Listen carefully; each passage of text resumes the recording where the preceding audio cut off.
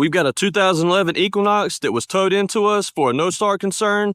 Let's see if we can figure this thing out. Some preliminary information. They said they just had the engine replaced, and I found an ECM in the passenger seat. So let's go ahead and scan this thing and see what kind of codes we got. So after scanning the vehicle, in the engine control module, we have a P0615 and a P1682. So let's go see what we can figure out with these two codes. For the P1682, I'm going to look at these three parameters and data. So I've got the ignition 1 signal and the engine controls ignition relay signal. All right, so ignition signal, we've got 10.9 volts, which is about what we have at the battery right this minute. And we've got 0 volts for the controls ignition relay feedback. So that should be the same as the ignition voltage right now. And for our starter relay code, this is the data I'm going to look at. So I want to make sure it's got a crank request signal, which it does. And it is turning the starter relay on, but you can see we have a fault for the low voltage and open test. So taking a quick look, I found in the fuse block, the starter fuse is missing, and somebody has just placed a piece of bent up tinfoil in its place. And it also at one time had a starter interrupter wired into the vehicle. And wiring it back together doesn't look the greatest. So starting with the engine controls relay circuits, I'm going to take this test relay, put it in place so that we can manually jump it, and we should get our 12 volts right here, which you can see we do.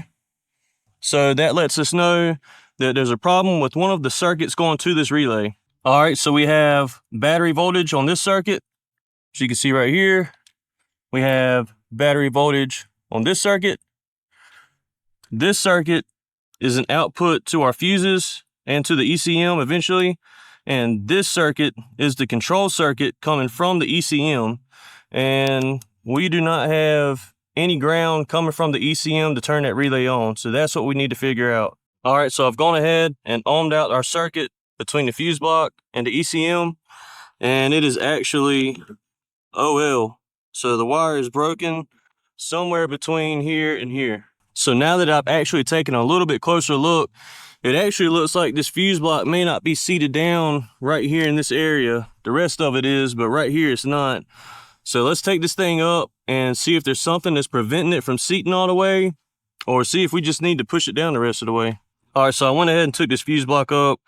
I didn't see where anything was damaged, but I did find a couple of these bolts that actually hold the connectors to the bottom of the fuse block were loose. So I tightened those down and the vehicle still won't crank, but let's go look at some more data. So now when we scan it, the only code we have is a starter relay control circuit code. So let's go look at some more data for that real quick. So this is the same data we were looking at earlier. You see now our ignition 1 and the engine controls ignition relay voltages both show 12 volts. So we fixed that problem. But for the starter relay, when we try to crank it, you see we still get these two faults right here for the low voltage and the open test. So using our test relay again, I can get the engine to crank up. Let's see if we can manually crank this thing. You can go ahead. There you go.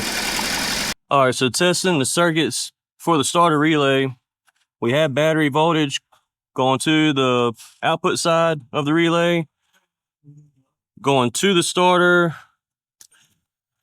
We have continuity to ground through the starter itself. On the control side, we have a ground, which is just straight to the block, I believe. But when we try to crank it, the control side coming from the ECM should be 12 volts. When we try to crank it, we get, 2.5 volts. So checking the resistance on this circuit from the fuse block to the ECM connector, we have about 0.1, 0.2 ohms. So let's go ahead and load test this thing.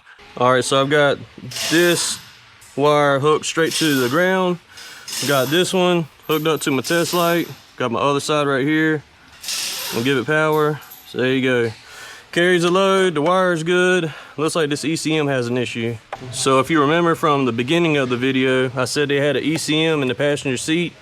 They didn't say what it was in there for, but I plugged it up. It has the right VIN number, but the theft deterrent needs to be relearned. So I'm gonna do that now, and it may take care of this. All right, I just finished programming the theft system, and now this thing cranks up and it's fixed. That's it for this one. this has helped in any way, to follow me for more.